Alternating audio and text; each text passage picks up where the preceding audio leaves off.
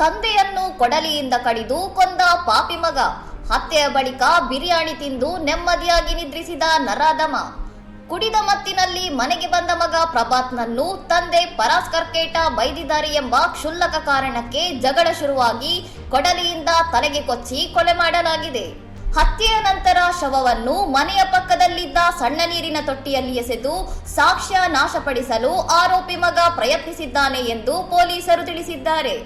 ಅತ್ಯಂತ ಆಘಾತಕಾರಿ ವಿಷಯವೆಂದರೆ ತಂದೆಯ ಶವ ವಿಲೇವಾರಿ ಮಾಡಿದ ಕೂಡಲೇ ಅಂಗಡಿಗೆ ಹೋಗಿ ಬಿರಿಯಾನಿ ತಂದು ತಿಂದು ಏನೂ ಅರಿಯದವನಂತೆ ಕಂಬಳಿ ಹೊದ್ದು ಮಲಗಿದ್ದಾನೆ.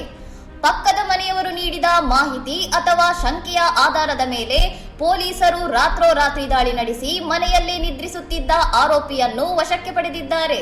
ವಿಚಾರಣೆ ವೇಳೆ ಕೋಪದ ಭರದಲ್ಲಿ ಕೊಡಲಿಯಿಂದ ಹೊಡೆದಿದ್ದಾಗಿ ಆರೋಪಿ ಒಪ್ಪಿಕೊಂಡಿದ್ದು, ಅಂಬಿಕಾಪುರ ಪೊಲೀಸರು ಪ್ರಕರಣ ದಾಖಲಿಸಿಕೊಂಡು ಹೆಚ್ಚಿನ ತನಿಖೆ ನಡೆಸುತ್ತಿದ್ದಾರೆ. ಇನ್ನಷ್ಟು ಸುದ್ದಿಗಳಿಗಾಗಿ ನೋಡ್ತಾ ಇರಿ ಸೌರಂ ಟಿವಿ.